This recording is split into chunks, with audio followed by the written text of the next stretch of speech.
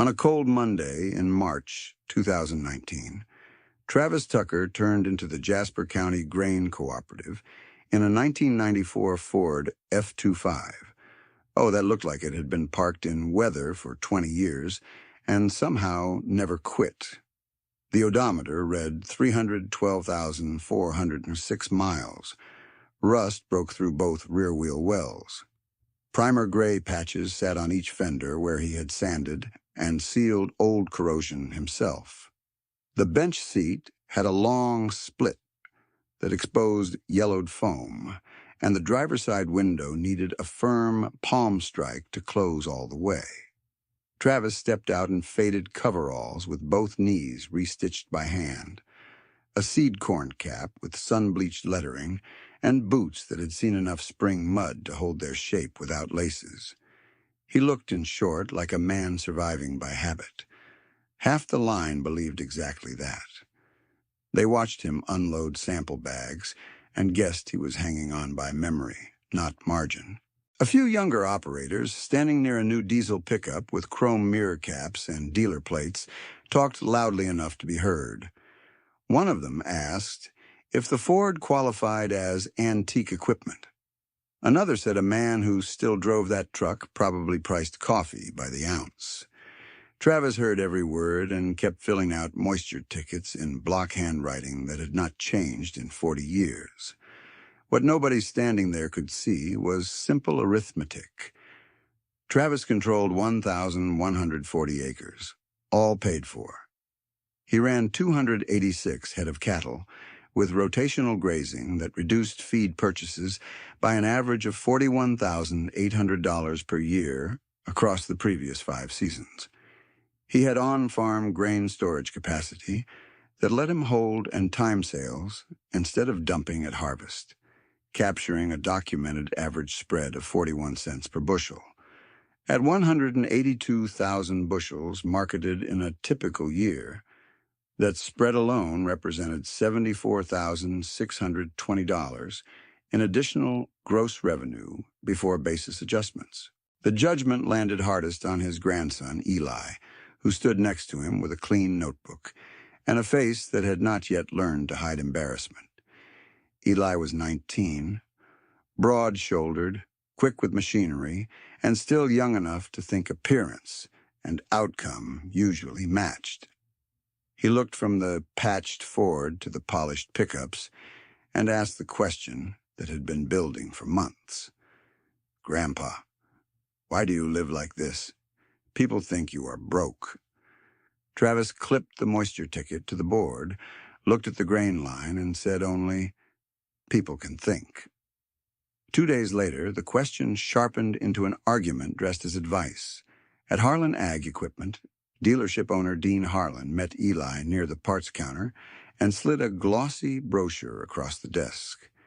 Dean wore pressed khakis, a stitched logo shirt, and a watch that caught the fluorescent light each time he pointed to the financing table. Behind him, through the office glass, sat a row of new combines with paint so clean it looked wet. "Your grandfather can finally join this century," Dean said. "This one is $486,000, variable rate, 8.75% to start. Monthly payment is $6,204 before insurance. Better capacity, better speed, better image. You cannot run a modern operation with a museum truck in the lot."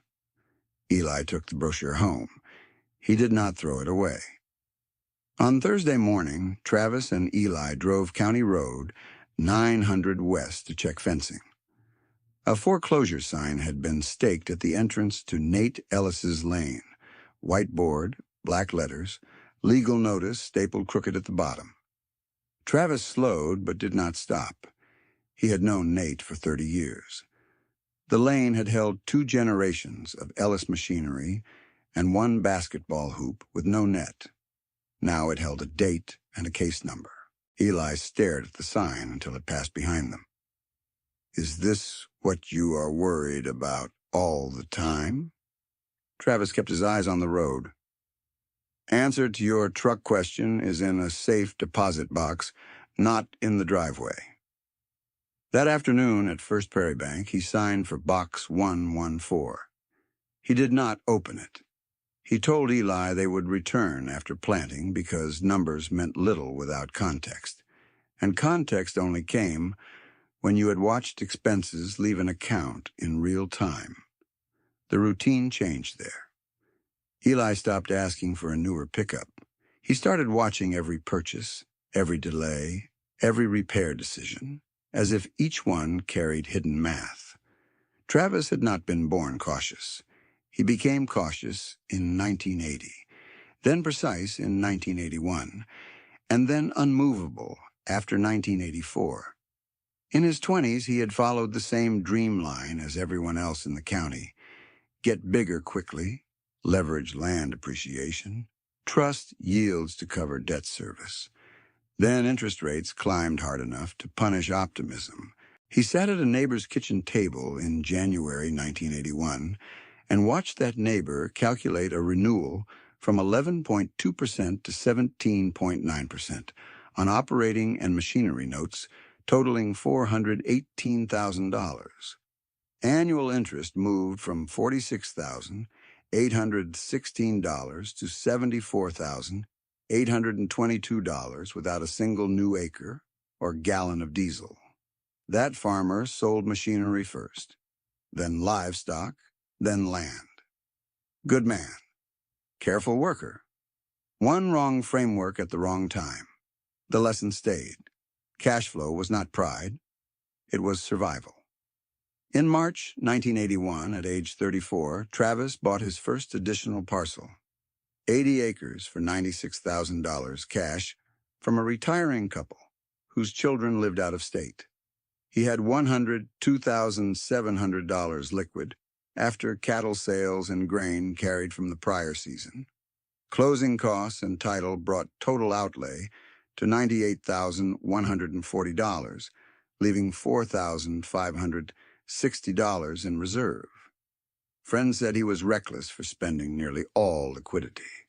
Travis said land with no payment was a savings account that grew corn. In 1983, he married Denise Tucker, a bookkeeper raised on a dairy farm in White County, and the two of them built the system people later mistook for stinginess. They gave every dollar a category before it arrived. They set a household spending ceiling of $2,470 per month when others spent twice that. They paid cash for used equipment, even if that meant 1 year with lower capacity. They tracked repair cost per acre and fuel per field, season by season, not from memory but from ledgers written nightly at the kitchen table. By October 1987, after another cycle of farm liquidations, Travis bought 120 acres from a bank sale for $138,000 cash.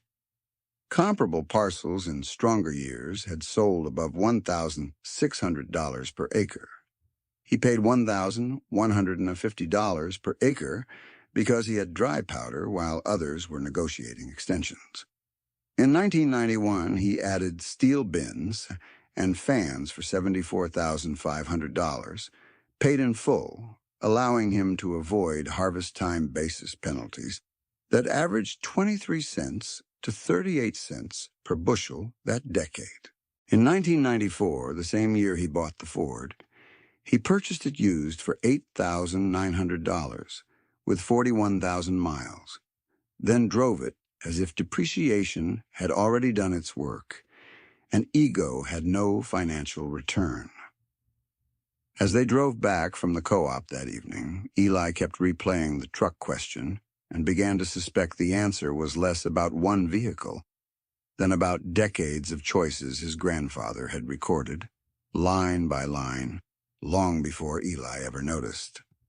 By the second week of April 2019, planning had begun, and Eli had started copying his grandfather's habits without admitting it.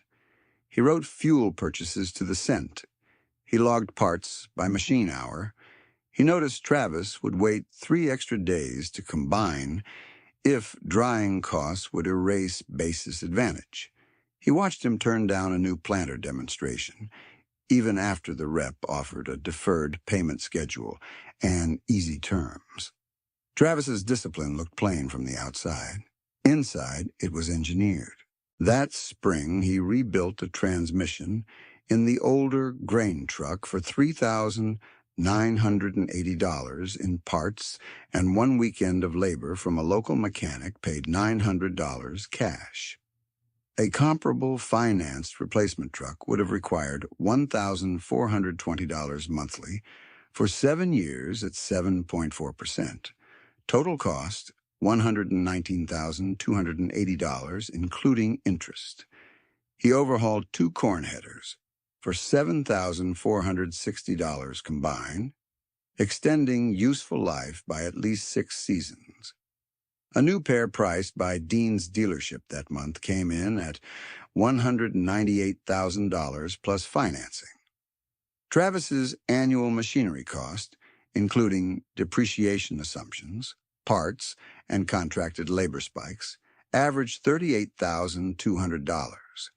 Comparable financed fleets among peers routinely cleared $100,000 and often approached $119,000 in high repair years when warranty windows closed. Their household budget remained narrow by design. Housing cost was $0 in rent or mortgage. Property tax and insurance on the farmhouse averaged $6,840 annually. Grocery spending, net of beef and produce raised on-farm, averaged $5,920. Utilities and fuel for personal use averaged $7,460. Clothing and incidentals averaged $1,980. Church giving and local donations averaged $4,800. Total living expense over the previous 5 years, $29,640 per year on average. Modest did not mean deprived, it meant resilient. Dean Harlan kept calling Eli, warning that frugality was fear in work clothes and that modern operators used leverage as a tool. Eli listened, then looked at Nate Ellis's foreclosure sign each time they drove past, and said little. By early May, the brochure for the $486,000 combine had a coffee ring on it and a folded corner. It stayed in the truck door pocket as a reminder, not a plan. The old Ford rattled over patched county roads, primer dull in the sun, while Eli began to understand that visible austerity was not backwardness. It was stored freedom, waiting for the moment numbers mattered more than noise. The next morning, the Ford rattled into the lot at Harlan Ag just after 7, exhaust ticking in the cold while Eli carried in a starter core. Travis wanted rebuilt instead of replaced. The truck looked rough even in dim light, rust freckles along the rocker panels, a missing hubcap on the rear passenger wheel, primer on the fenders dull as chalk. Travis wore the same stitched knee coveralls, same cap, same gloves with 2 repaired fingertips. He parked between a new half-ton with polished wheels and Dean Harlan's dealership dually, black paint reflecting the service bay lights like glass. Inside, Dean was already in sales mode. Press shirt, cufflinks, spotless boots, coffee in a branded travel mug. He glanced through the office window at Travis's truck and smiled in a way that was meant to look friendly from across the counter and condescending up close.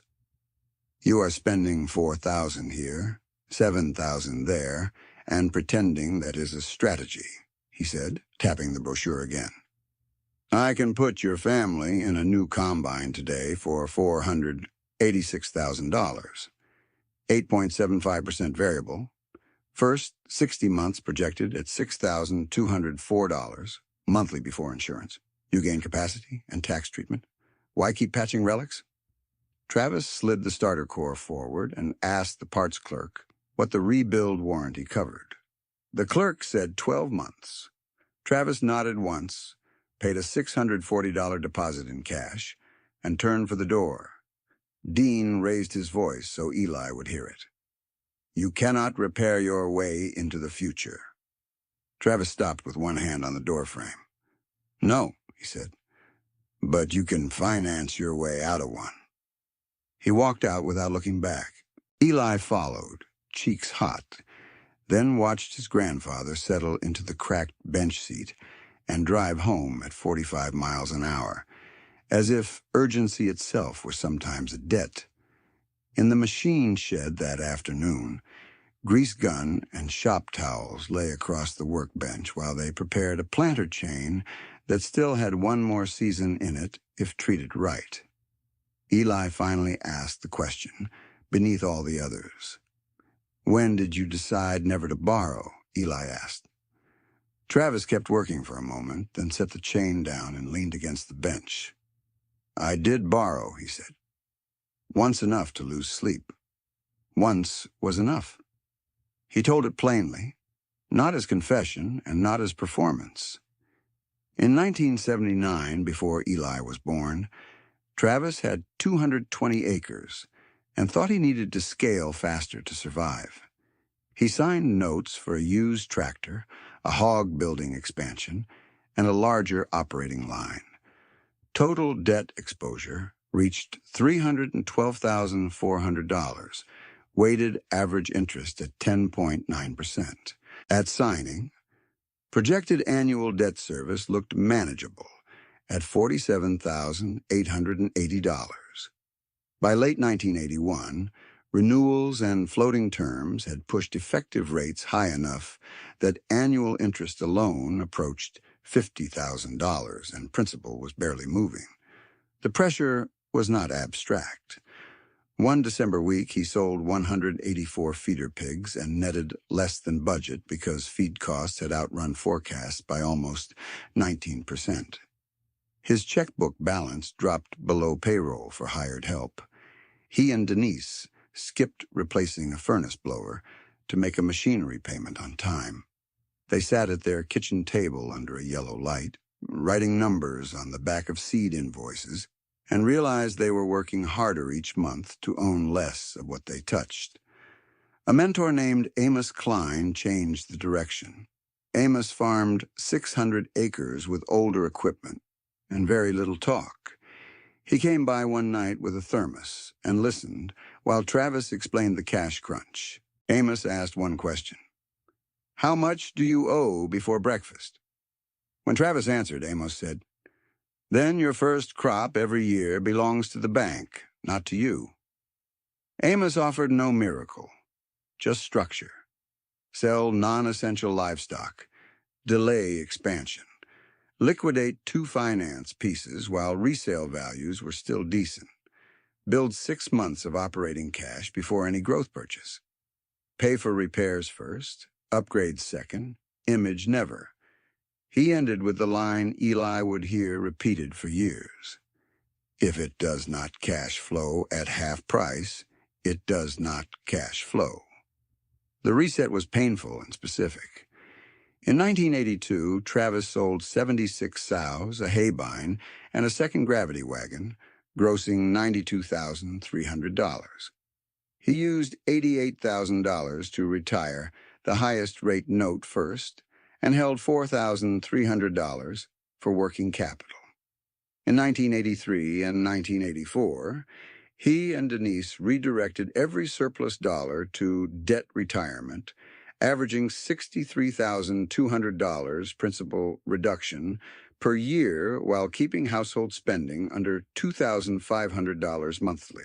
By November 1984, total liabilities were down to $96,700.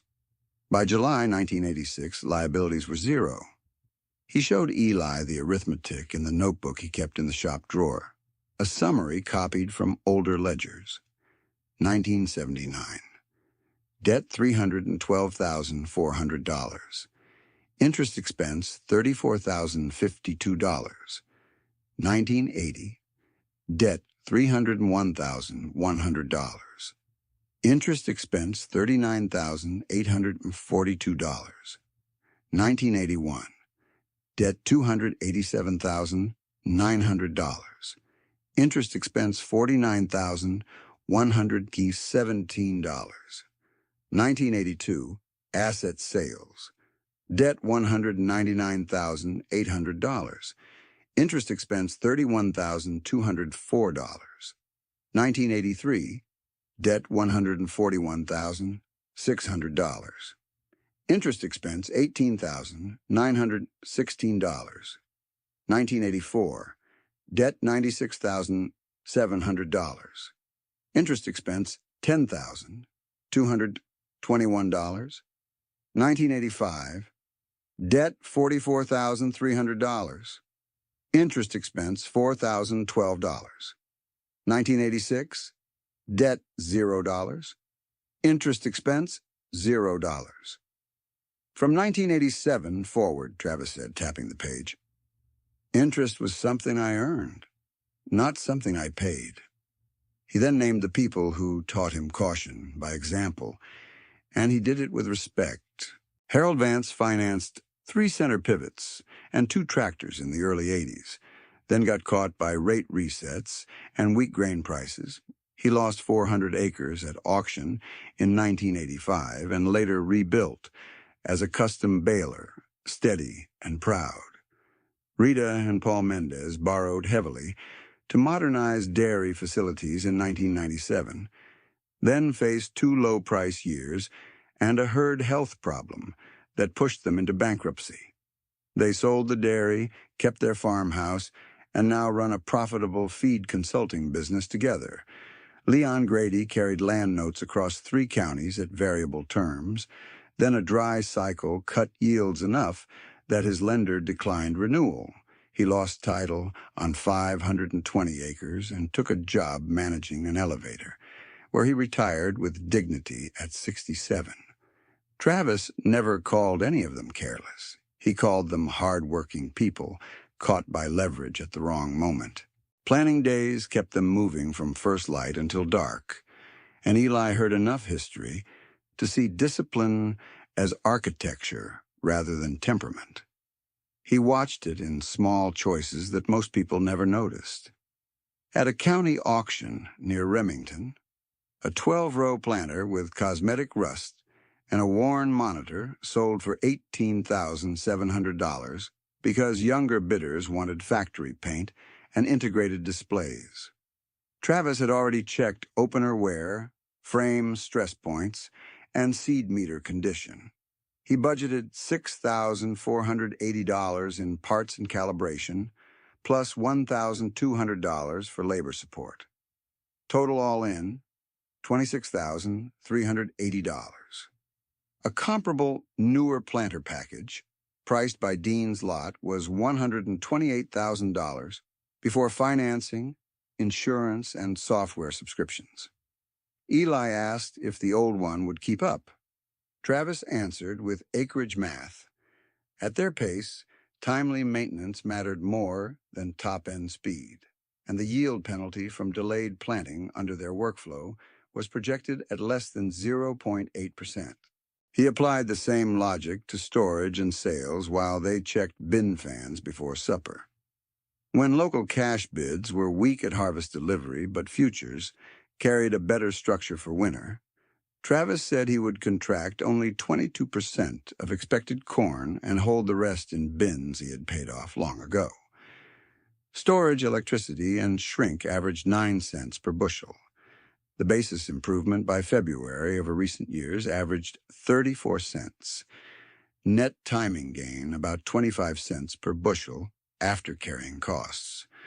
On 120,000 bushels held, that meant roughly $30,000 preserved by patience and steel already owned. At home, the discipline looked almost boring. Denise still planned meals around what the farm produced, with grocery receipts clipped to a nail by the pantry door. They replaced a water heater with a $1,040 unit instead of a premium model at $2,380, because recovery rate and lifespan data did not justify the spread. Travis patched a barn roof for $860 in materials and 2 afternoons of labor, rather than financing a full replacement at $28,000 during a year with better uses for liquidity.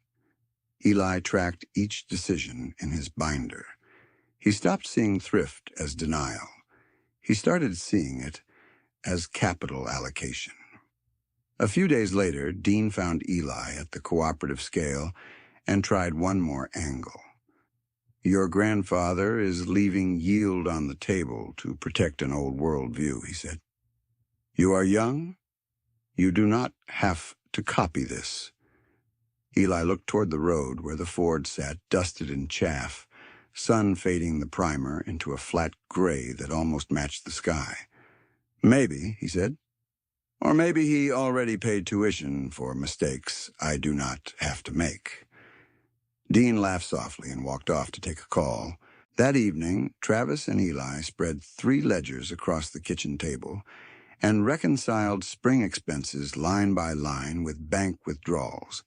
Not because the bank required it, but because precision prevented stories people told themselves when markets were rising. Seed, $84,320. Fertility, $112,640 at negotiated prepay rates. Diesel, $38,910 through June. Repairs and parts, $21,740. Hired labor, $26,400. Total crop and core operating outlay to date, $284,010. Cash on hand after those checks cleared and cattle receipts posted, $417,380. Travis circled the bottom number and handed Eli the pencil. "Write this down," he said. "Cash reserves are not idle money. They are decision time." Eli wrote it in block letters exactly like his grandfather, then closed the binder and glanced toward the hallway where the safe deposit key hung on a small hook by the door. The truck still looked poor in the yard light. The house still looked ordinary from the road. The numbers, meanwhile, were beginning to show their shape. And Eli wanted to see the full outline, not just one season. Travis stood, crossed to the hallway, and returned with 2 hardbound ledgers from the top shelf of a utility cabinet. Not the safe deposit records, but working copies he kept at home for teaching. He set them on the table beside the spring expense sheet and turned to a page marked with blue tape. "Start here," he said. The first page was dated 1986, the year liabilities reached 0. At the top, Denise had written a single line in careful script: "No payments due to anyone." Under it sat 3 columns that never left their format after that year: operating surplus, reserve allocation, and land fund. In 1987, operating surplus was $84,300. Reserve allocation was $42,000. Land fund was $38,000. And by October, that fund plus retained cattle income became the $138,000 cash purchase of 120 acres from a bank sale. In 1988, operating surplus rose to $96,740, helped by lower feed purchases and better basis timing from storage. Reserve ended the year at $61,500, roughly 7.8 months of core operating costs. In 1989, they put $50,000 into short Treasury bills at 8.1% annualized yield and rolled those earnings into fertilizer prepay discounts. Travis did not romanticize any of it. He pointed to each line and explained where it came from. Repair bills trimmed in one quarter became prepay leverage in the next. Grain sold 30 cents better in January became a parts inventory buffer by April. Cattle margin in one good year became tile drainage cash in the following one. The system looked slow until it did not. He turned pages, and the years advanced in clean arithmetic. 1990, purchased 40 acres adjoining the south boundary for $52,000 cash, then spent $11,600 on drainage and lime, lifting average corn yield on that parcel from 128 bushels per acre to 162 by 1994. 1991, added bins and fans for $74,500 paid in full, reducing forced harvest sales and expanding carry opportunities.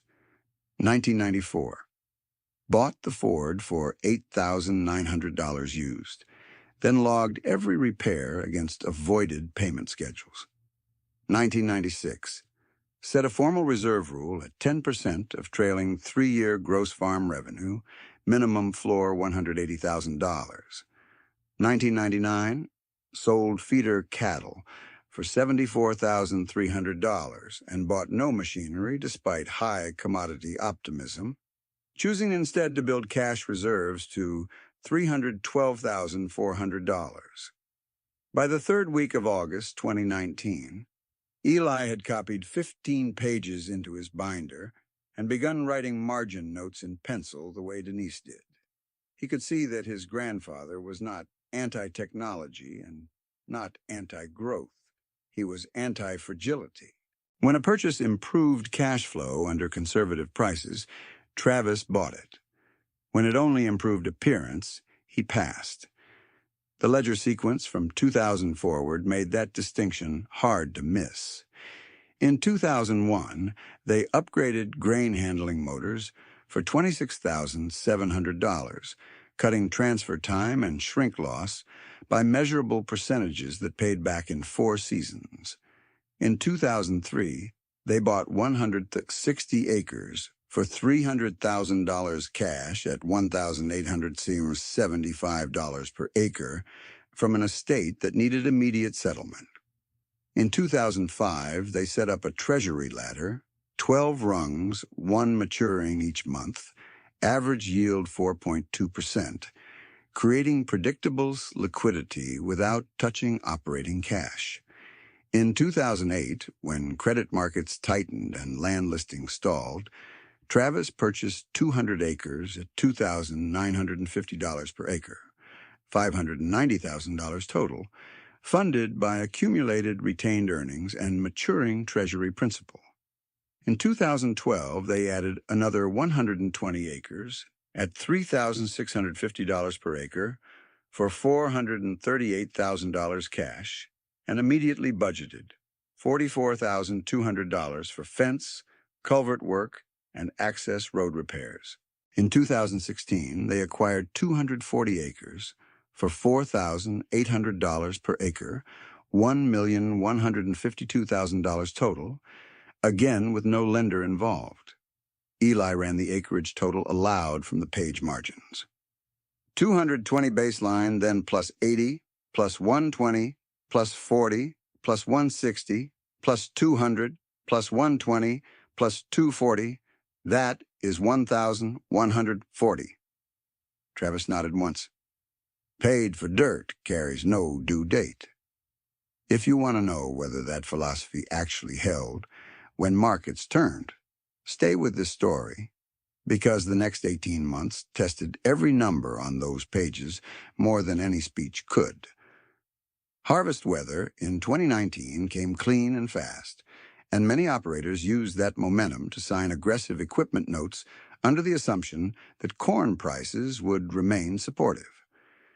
Dean Harlan sold combines, planters, and tractor packages across the county on variable structures that looked manageable in year 1.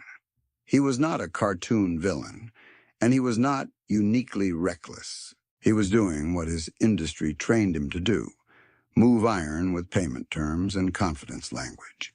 For some farms, those terms could work. For thin margin operations with little reserve, they were loaded dice. Nate Ellis, whose foreclosure sign still stood at the lane edge that spring, refinanced and expanded anyway in late 2019 because he believed scale would solve fixed cost pressure. His total debt exposure reached $2.1 million, with variable components initially priced at 5.1%. At that rate, annual interest was $107,100. Painful but survivable, under projected yields and a 5-year average corn price assumption of $4.62. Carla Dunn and her brother Mike carried $1.34 million in combined land and machinery debt, including 2 notes with reset clauses and 1 operating line tied to inventory collateral tests. Jerome Pike financed 2 tractors and a grain dryer package for $612,000 because his older units had become unreliable during wet falls, and he feared another delayed harvest. None of them were foolish. All of them were trying to keep family operations alive in an environment that punished being too small and punished being too leveraged, sometimes in the same quarter. By February 2020, the pressure began from both directions. Corn that had traded at $6.18 in stronger moments slid toward $4.07 by harvest windows. Basis widened at the wrong time in several local bids. Diesel costs rose 34% from prior baselines. Nitrogen moved from $420 per ton to $812 per ton, a shock large enough to rewrite budgets mid-season. Banks that had tolerated optimistic projections in one credit cycle became stricter in the next and asked for additional collateral coverage ratios that many operators could not meet without selling productive assets. At the kitchen table, Travis and Eli built 2 side-by-side models on legal pads.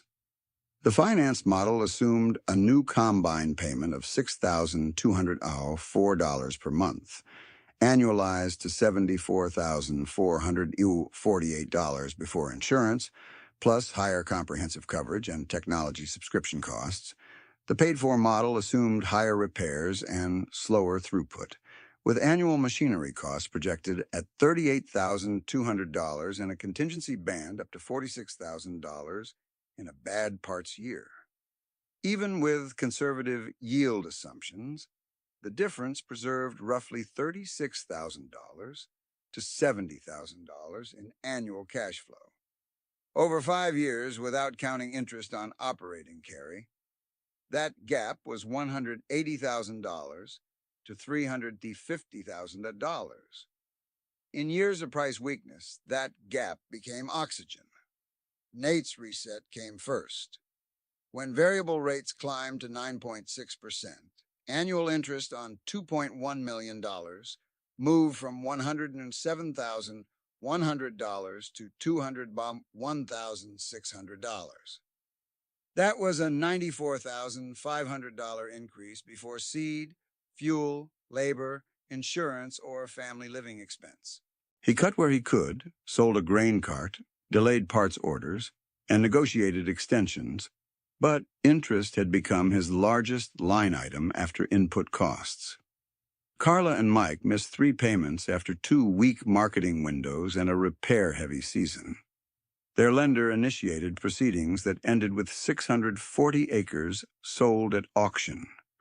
Jerome's operating note renewal was denied after collateral values softened, and he filed Chapter 12 protection to avoid immediate liquidation while restructuring machinery obligations.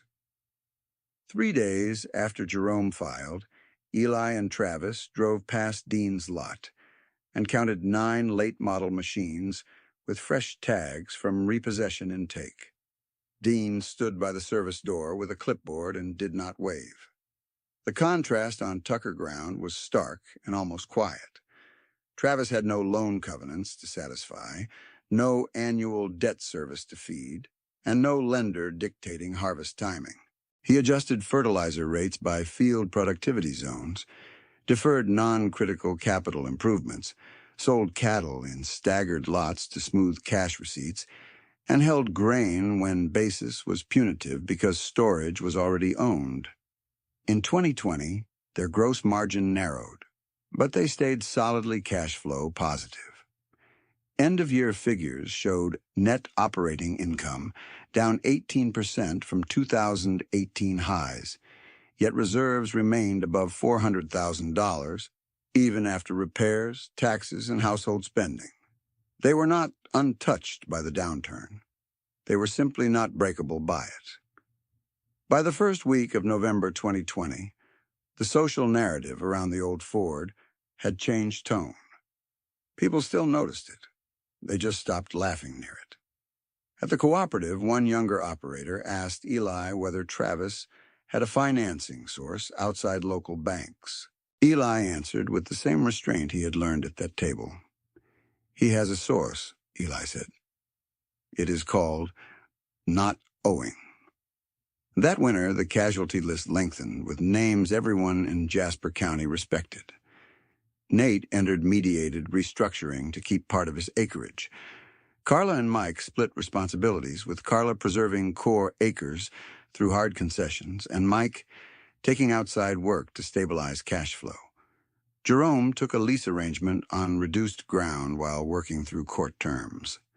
No one celebrated their losses. Travis sent hay to Nate during a tight feed month and never mentioned it in public.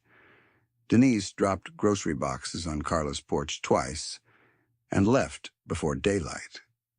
The crisis was now fully visible, and the numbers that had seemed old-fashioned in 2019 were becoming a survival map in 2020. Eli felt that shift most sharply the night he balanced the year-end sheets and saw a line he had once ignored. Interest paid, 0. Interest earned, $18,940 from laddered treasuries and insured deposits. Same county, same markets, same weather shocks, different structure. On the last Monday of December, Travis stood at the sink rinsing coffee cups, while Eli filed ledgers in date order. The safe deposit key still hung by the hallway door. Planting had long passed. Harvest had passed. What remained was understanding, and Travis could see it had finally taken hold. "In January," he said without turning around, "we go to the bank and open box 114. On the first Thursday of January 2021, they drove to First Prairie Bank before sunrise, the Ford heater clicking and then settling into a low rattle while frost held along the courthouse lawn. Travis parked in the back row, away from the glass front doors, and carried a plain manila envelope with the safe deposit key taped inside. Eli walked half a step behind him, binder under one arm, trying to look steady and not quite managing it. Inside, the vault clerk checked identification, logged box 114, and led them into a private room with a metal table and 2 chairs bolted to the floor. Travis signed the access card, waited until the door shut, then opened the box without ceremony. There were no bundles of cash and no dramatic pause. There were 43 years of ledgers, deed folders with recorder stamps, treasury purchase confirmations, cattle inventory sheets, crop insurance summaries, and handwritten yield logs cross-referenced to deposit slips down to the dollar. The paperwork was arranged with the same logic as his shop wall. Oldest left, newest right, categories clipped by color.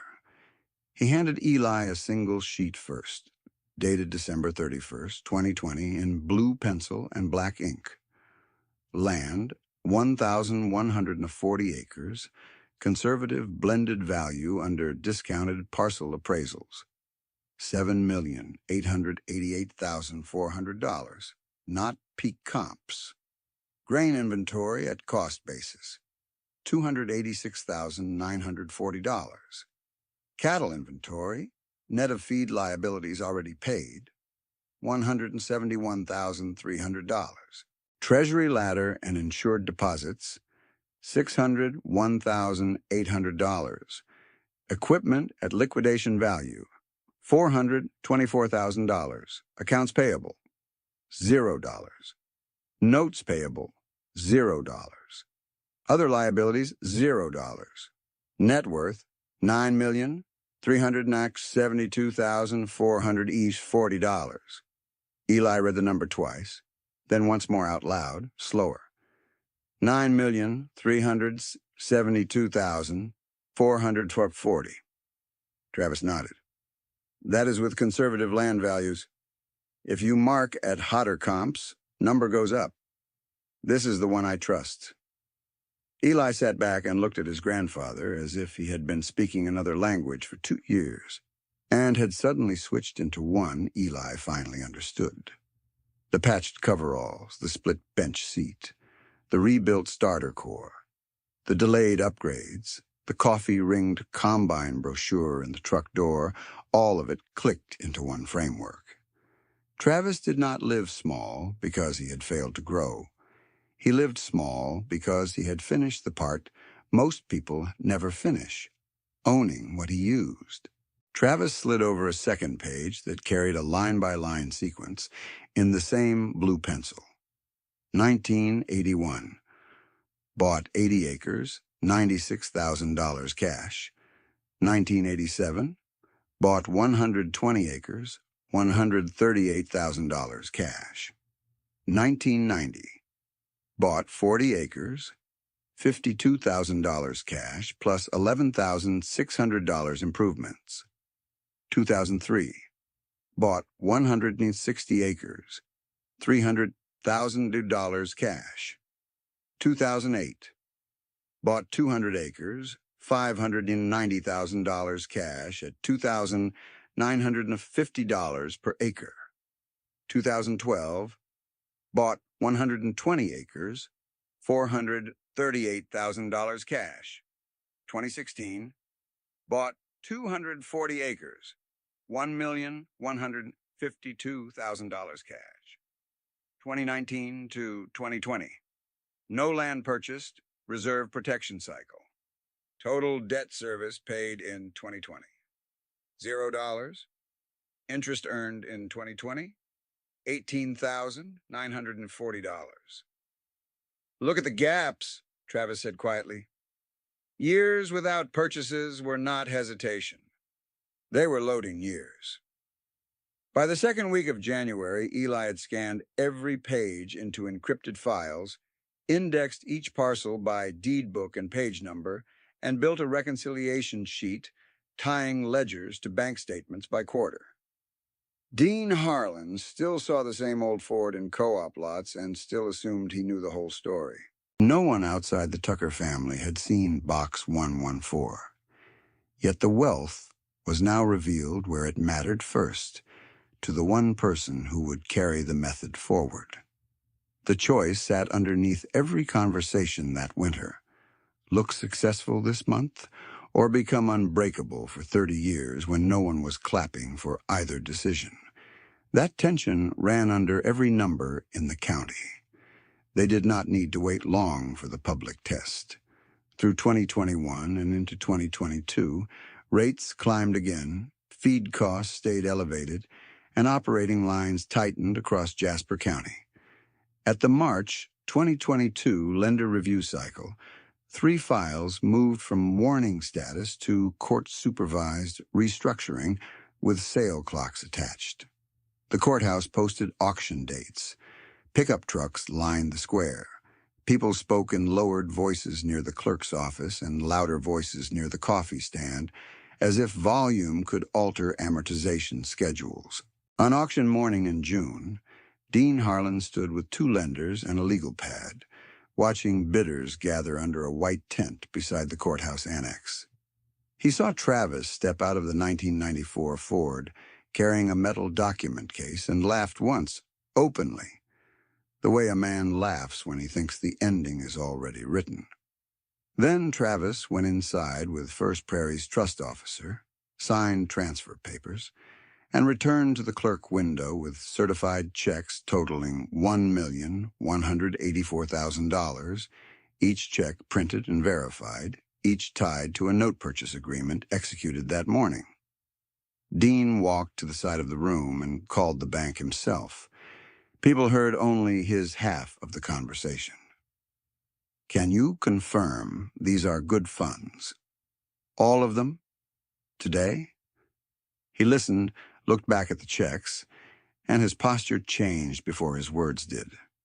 Understood, he said, then ended the call and folded his phone into his pocket without another comment.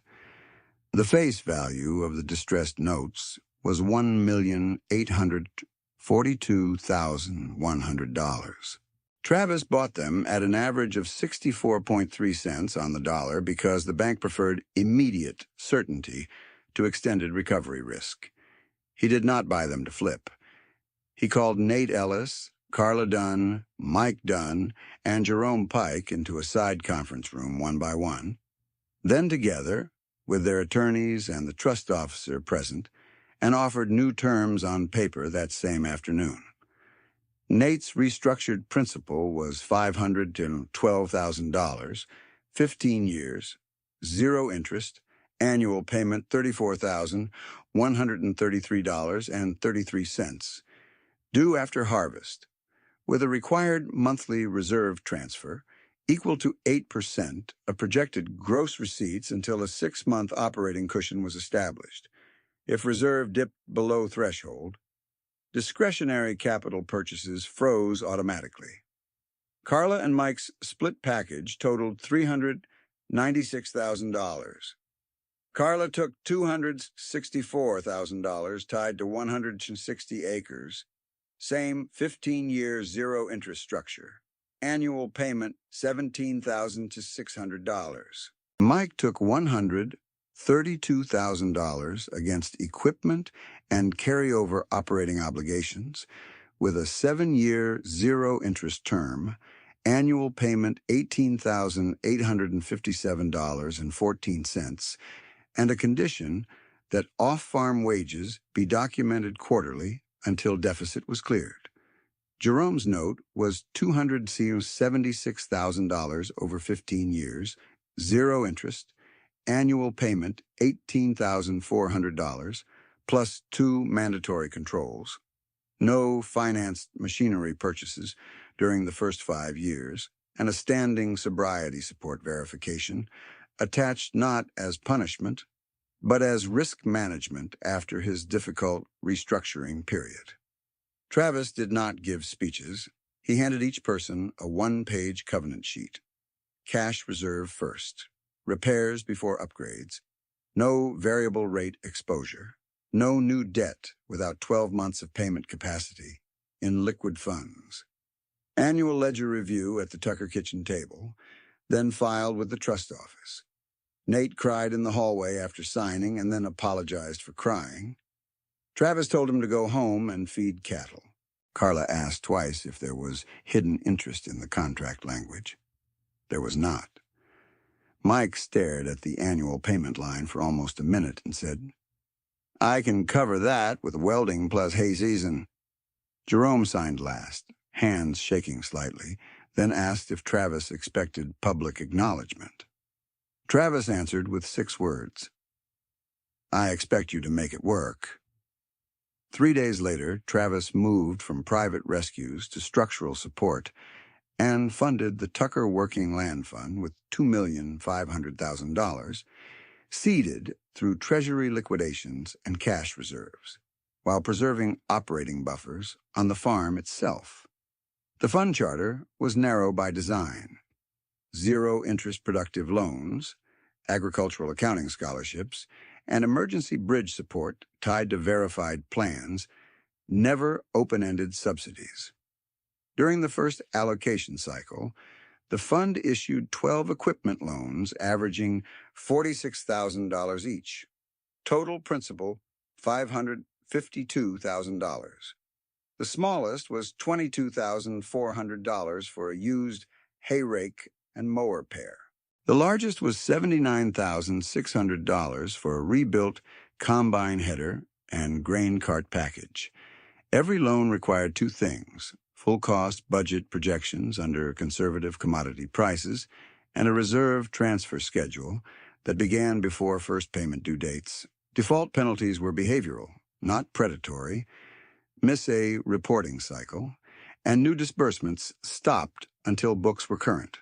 The scholarship arm funded 4 annual awards of $12,500 for agricultural accounting students from Jasper and adjacent counties, paid directly to tuition and certification costs. Denise insisted on that design. If they can read cash flow correctly, she said, they can keep a farm from becoming a cautionary story. In the first cohort, one recipient returned to work as a farm bookkeeper, one joined a local credit union risk team, and two entered family operations with formal ledger systems no one had kept before. Denise repeated the same instruction to recipients and neighbors who asked why the fund existed. Pass the lesson to anyone who mistakes revenue for wealth. The difference was where families survived or folded. By late autumn 2022, the outcomes were measurable, not sentimental.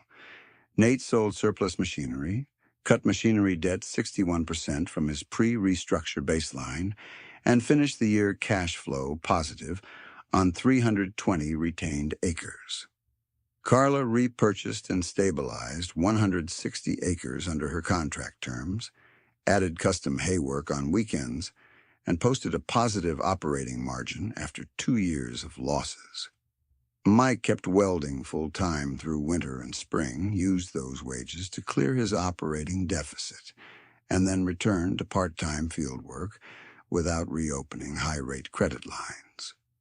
Jerome shifted to leasing 200 acres, remained sober through the full season, and started hosting monthly coffee meetings for beginning farmers focused on debt risk math, not motivation slogans. The deeper examination came in the ledgers again, because that was where Travis always returned when people turned a method into folklore. In January 2023, he and Eli laid out a 3-column comparison for each restructured family: original debt path, bank liquidation path, and Tucker contract path. For Nate, original variable debt service at projected reset rates would have averaged $72,400 annually across mixed notes with limited margin for input spikes. Liquidation path would have stripped core acres and left an estimated family net position near $96,000 after legal costs and tax consequences. Tucker Path fixed annual principal at $34,133.33 with reserve discipline. First-year savings versus projected debt service, about $38,266.67, redirected into repairs and working capital. For Carla and Mike, original blended obligations carried effective cost near 9.1% in stressed scenarios, with combined annual service pressure above $126,000 in low-price years. Liquidation path likely removed land continuity and forced both fully off-farm. Tucker's split structure reduced combined annual required payments to $36,457.14, creating room for Carla's crop cycle and Mike's welding income to operate without panic borrowing. For Jerome, old obligations and denied renewal would have kept him in rolling emergency mode even after court protection, with refinancing options scarce. The zero-interest structure lowered fixed annual outflow, and the no new finance machinery covenant prevented him from repeating the precise pattern that had broken his books. Then Eli calculated the multiplier effect across the broader network. 12 equipment loans under the fund supported operators managing a combined 3,480 acres. Average interest avoided relative to local commercial equipment rates around 8.2% was about $3,772 per loan in year one, roughly $45,264 preserved countywide before compounding effects from better purchasing timing. Scholarship recipients improved bookkeeping accuracy across at least 11 operations in the first cycle, reducing preventable penalties, late fees, and tax misclassification losses that had quietly drained cash for years. The fund did not erase risk. It reduced fragility. In the first week of March 2023, Dean Harlan came to the Tucker shop for parts pricing on a used baler package he was helping source for a customer. He had taken a parts manager job in Lafayette after his dealership closed under rising defaults and floor plan pressure. He looked tired, less polished, and far less certain. He did not apologize. He did something more useful.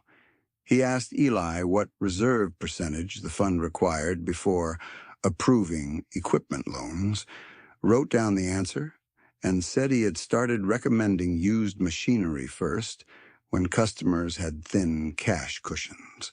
Travis handed him the parts list and said, "That will save people." Dean nodded once. "It already has?" That evening, Eli filed the day's notes behind the box 114 index and added one line at the bottom of the page in the same block print he had practiced since 2019. Visible austerity financed invisible freedom, then converted it into shared stability when the county needed it most. Eli underlined that sentence, set the pencil down, and passed the page to Denise for review the way he now did with every monthly reconciliation. She read it once, nodded, and added a second line beneath his in smaller handwriting. "Discipline is private, until someone else needs it."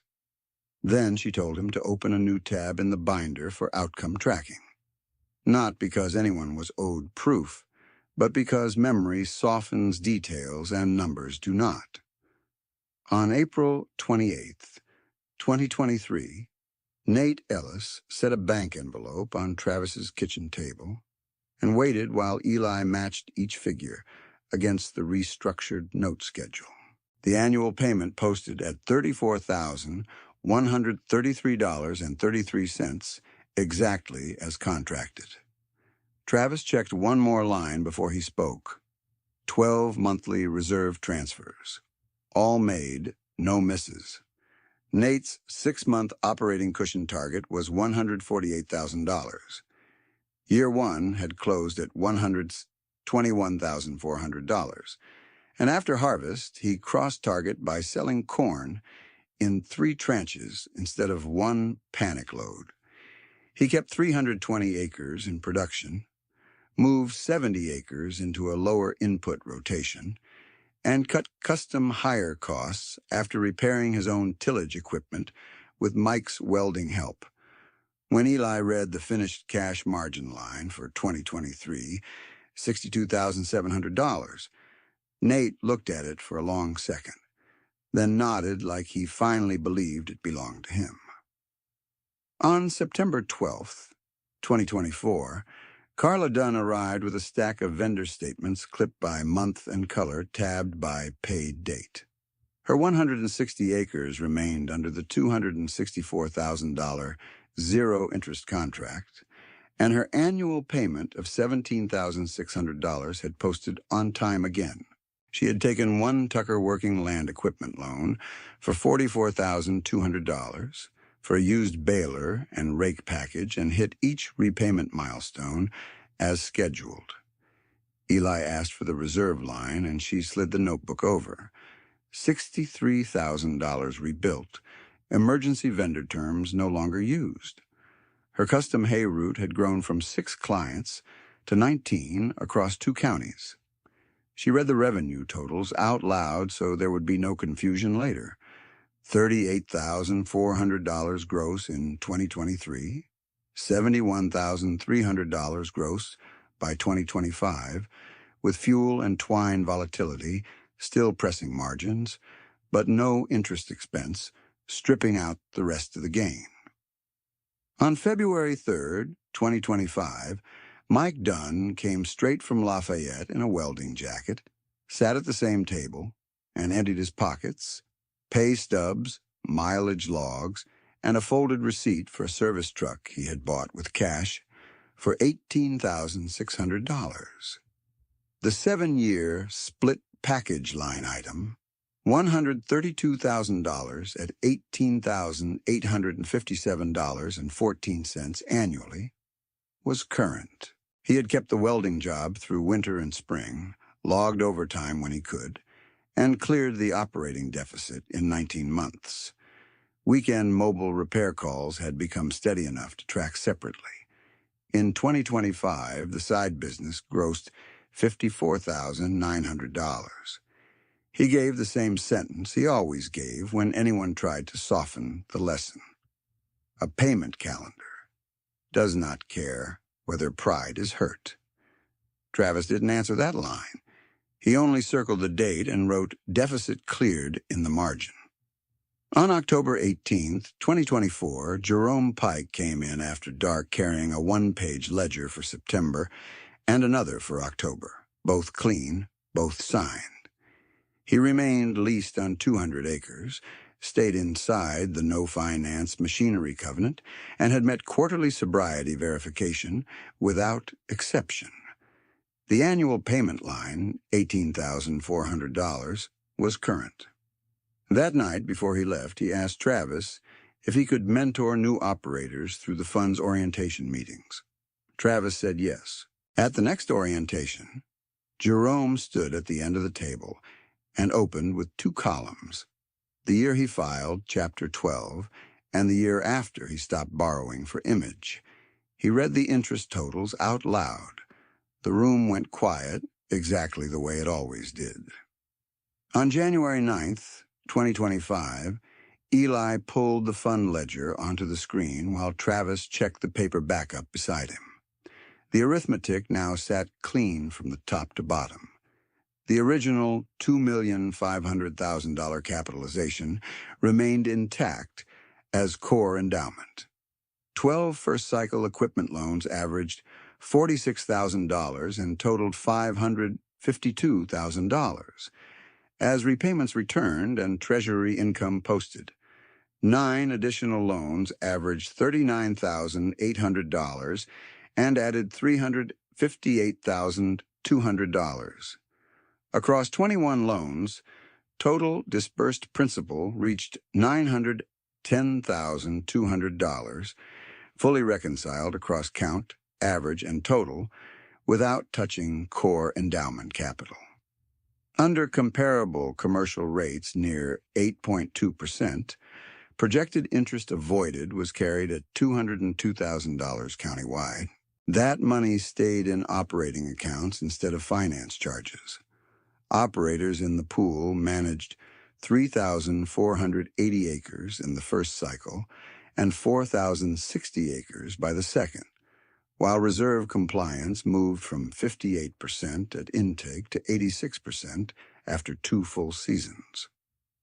On March the 6th, 2026, Denise spread scholarship folders down the counter in 4 equal stacks. The program had kept its structure: 4 annual awards of $12,500 focused on agricultural accounting capability. The 4th cohort closed, and 16 recipients had now completed the sequence. 9 returned to family farms in Jasper, Newton, and White counties. 3 went into local lending and pushed for clearer stress test assumptions before approval. 2 built bookkeeping firms focused on agricultural cash flow modeling. 1 joined First Prairie Bank and helped standardize covenant dashboards that flagged deterioration early enough for intervention before foreclosure filings. Denise closed the last folder and said what she had said since year 1. Preventive mercy with spreadsheets. Dean Harlan's turn happened in plain view and without theater. In March 2023, when he had just started as parts manager in Lafayette, he drove out on a Saturday morning and asked Eli for copies of reserve rule language he could study. By June 2024, he had built a used equipment advisory sheet for customers who asked, with annual repair ranges, probable downtime windows, and break-even acreage under conservative pricing. He sent 3 young operators to Tucker Working Land orientation before they signed equipment papers. He still wore clean shirts and still spoke fast, but his first question had shifted from "What payment can you handle?" to "What reserve do you have before the season starts?" He never offered a public apology to Travis because none was requested. The changed behavior carried the only weight that mattered. By October 2025, Travis was tracking Dean the same way he tracked everyone else. Outcomes, not speeches. Fewer defaulted notes among buyers, Dean advised. More used equipment deals with cash down and realistic maintenance budgets. Fewer calls landing on Eli's phone from operators trying to unwind contracts that had never made sense at $4 corn. On November 14th, 2025, the kitchen table roll call felt almost ceremonial, but nobody treated it like ritual for ritual's sake. Every named person had a current line in the binder and supporting paper behind it. Travis Tucker, 78, still farmed and still drove the 1994 Ford odometer past 361,000 miles. Transmission rebuilt again for $2,240 in parts and one long Saturday. Denise Tucker still ran household books and scholarship interviews and still corrected Eli's category labels when they drifted from her chart of accounts. Eli Tucker, 25, managed field logistics, led annual covenant reviews for recipients, and had written a digital index for Box 114 with scanned backups held at First Prairie and on an offline drive at home. Nate remained on 320 acres. Reserve compliant, current, and teaching his oldest daughter enterprise budgets. She was allowed to challenge. Carla expanded custom hay enough to hire seasonal help and had missed no contract payments. Mike kept welding, kept weekend repairs, and kept cleaner books than he once thought necessary. Jerome remained sober, remained on the 200-acre lease, and remained first to volunteer when a beginner needed debt math instead of slogans. The legacy names stayed where they had always been kept. In the caution section, unchanged in role, but never erased, Harold Vance, Rita, and Paul Mendez, and Leon Grady remained reference cases Eli used when teaching sensitivity analysis and sequence risk. Amos Klein remained the framework voice in the covenant language itself. Reserves first, repairs before upgrades, no variable rate exposure, liquidity before new debt. When Eli asked once why Amos still got quoted every planting season, Travis answered without looking up from the ledger, because rules that survive hard years deserve to be repeated in easy ones. On January 15th, 2026, Travis and Eli stood at First Prairie Bank with Box 114 open again, paper ledgers in ordered stacks and digital audit trails printed beside them. Most records now had duplicate digital copies, but the originals stayed in the box because Travis trusted paper that had already survived decades more than software promises. Eli resealed the folders by category and wrote the return log entry in block letters. On the drive back, neither of them spoke much. The old Ford remained in service because replacing it did not improve net outcome. The farm remained solvent because every expansion still had to survive a bad price scenario on paper before it happened in a field. Late that afternoon, they pulled out of the co-op in the same truck that once drew laughs in that same lot. The primer on the fenders had faded further, and the split bench seat had been stitched again with heavier thread. In the bed sat feed mineral, 2 parts boxes, and a banker's envelope holding 3 payment receipts from families still farming ground they had nearly lost. Eli tapped the binder on his lap and read the newest line Denise had added that morning. Own the tool. Own the land. Own your time. Travis kept his eyes on the county road and nodded once. The truck rattled. The numbers held. The people stayed. The truck rattled. The numbers held. The people stayed. On March 3rd, 2026, the Tucker kitchen table filled before sunrise, not with crisis paperwork this time, but with proof that the rescue terms were doing what they were built to do. Eli set out 4 legal pads, one for each restructured family, while Denise poured coffee and clipped printed bank confirmations to the front of each file. Travis sat at the end of the table with the same blue pencil he had used in Box 114, waiting for everyone to arrive before he marked a single line. Nate Ellis came first, cap in both hands, and laid down his year-end packet. Gross receipts were lower than his best year, but the structure was sound. Annual payment of $34,133.33 made in full. Reserve requirement met in 10 of 12 months, then corrected in January with 2 additional grain sales from bins he had nearly sold off in 2022. Machinery debt, once the line that strangled every budget, was down another $41,000. He had replaced one worn bearing assembly for $1,260 and one tire set for $2,940 instead of signing any new note. When Eli read the bottom line, Nate let out a long breath he had clearly been holding for months. Positive cash flow again. Not spectacular. Stable. Carla Dunn arrived with tabbed folders and a yellow legal envelope of hay invoices. Her $17,600 annual payment posted 3 weeks early. Custom hay gross for 2025 had reached $71,300, and she had signed 14 repeat clients for 2026 before spring green up. She had hired one seasonal hand at $18.50 per hour for peak cutting windows and still kept reserve compliance. The used baler and rake package, funded at $44,200 through Tucker Working Land, had required $3,480 in repairs, exactly inside the maintenance band Eli projected when she took the loan. No finance penalties, no rollover debt. She pointed to one column and told Eli to read it out loud so nobody missed it. Emergency credit line usage, $0 for 11 straight months. Mike Dunn came in next with welding soot still on his sleeve cuff, and he did what he always did when he was nervous. He put receipts in perfect stacks by date and said almost nothing until asked. His 7-year annual payment of $18,857.14 was current again.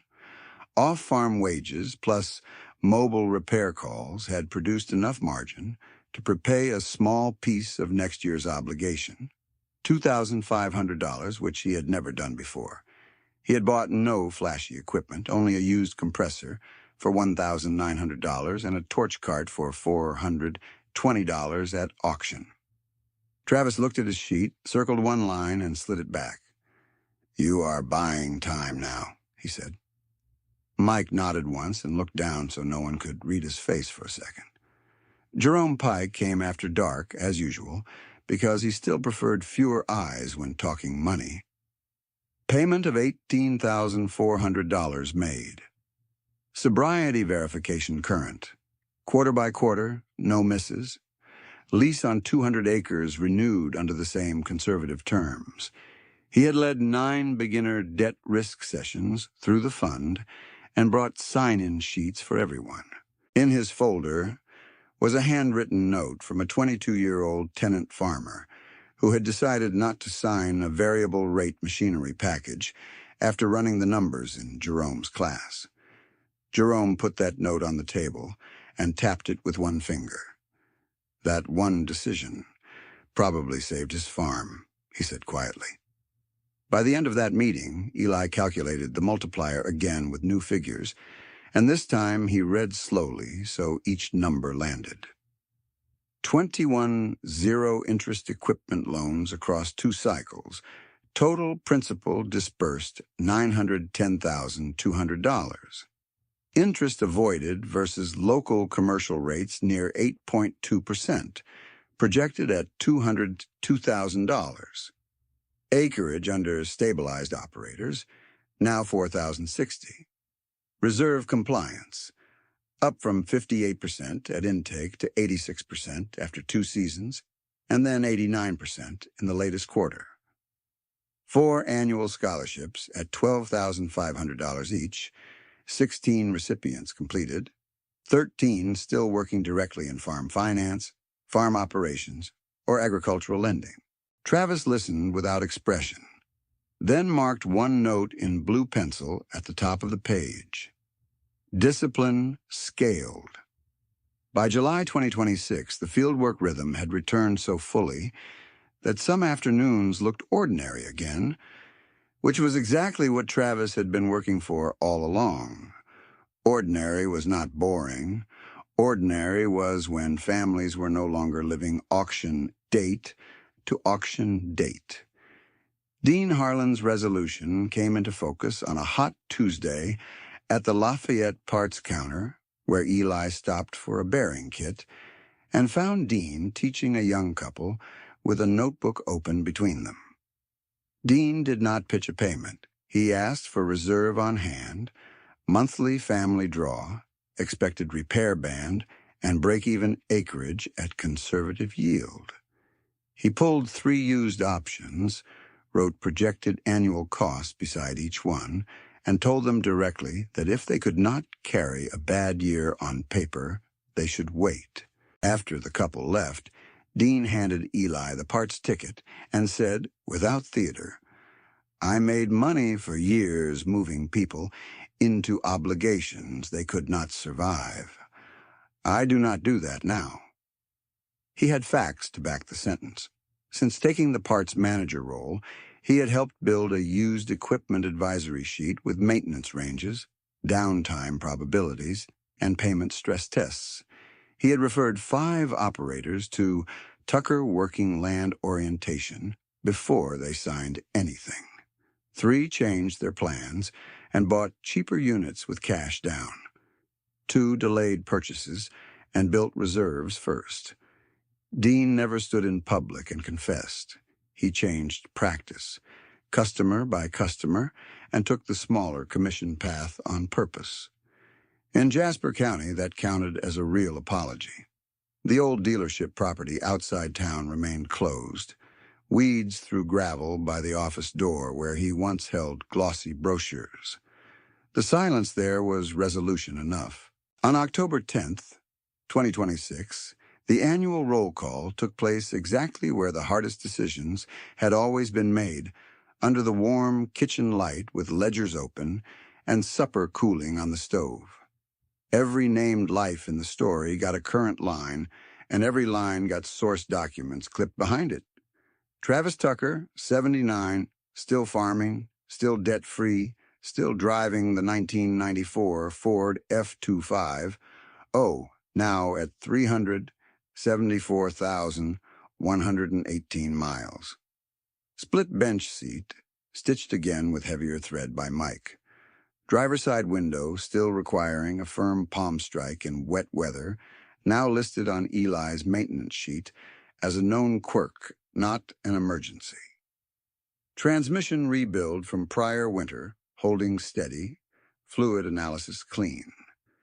Denise Tucker, still running scholarship interviews, still reconciling household categories to the dollar, still catching Eli when he rounded numbers too quickly. Eli Tucker, 26, now managing covenant reviews and digital archive integrity, with Box 114 indexed in duplicate at First Prairie and offline backup at home, plus physical originals returned to the vault after each audit cycle. Nate Ellis, current and reserve compliant, farming 320 acres with his daughter now doing enterprise budgets beside him at the same kind of table where he once calculated loss. Carla Dunn, current and profitable, operating grain plus custom hay, with 1 seasonal employee and no emergency borrowing. Mike Dunn, current, welding and field repair steady, deficit gone, prepayment started.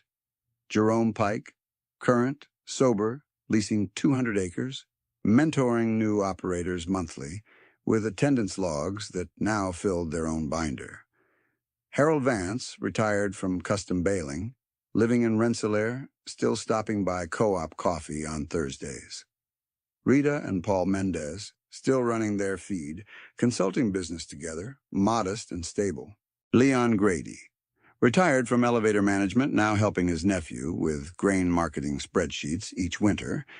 Amos Klein, passed away in 2009, still quoted in covenant language on page 1 of every new Tucker working land contract. If it does not cash flow at half price, it does not cash flow. Every physical thread got closed in writing that night. The coffee-ringed combine brochure from 2019, still folded in the Ford door pocket for 7 years as a reminder, was removed by Eli, scanned into the archive under teaching exhibits, then filed in box 114 behind the 2021 net worth sheet. The banker's envelope with payment receipts in the truck bed was reconciled against bank postings and moved into the 2026 compliance folder. The safe deposit key, once taped inside a manila envelope, was replaced on the hallway hook after vault return logs were signed. No loose paper. No loose story. At dusk, Travis and Eli drove the same county loop where the foreclosure sign had once stood on Nate's Lane. That sign was gone. In its place stood a new gate post and fresh gravel. Nothing dramatic, just maintenance done by a farm that expected another season.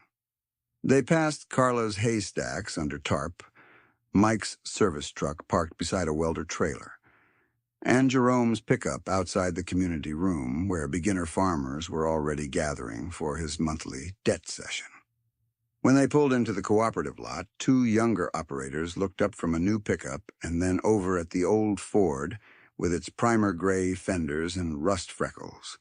One of them started to grin, then noticed Eli carrying a ledger binder and 3 receipt envelopes, and the grin turned into a nod. No one laughed. The final arithmetic had never lived in the truck, and by then everyone who mattered understood that. Appearance told one story, ownership told another. Debt had almost scattered the county. Disciplined capital, tracked line by line and lent with rules instead of ego, brought people back to ground they could keep. Travis shut off the engine, listened to the ticking metal settle, and handed Eli the blue pencil. "Your turn," he said.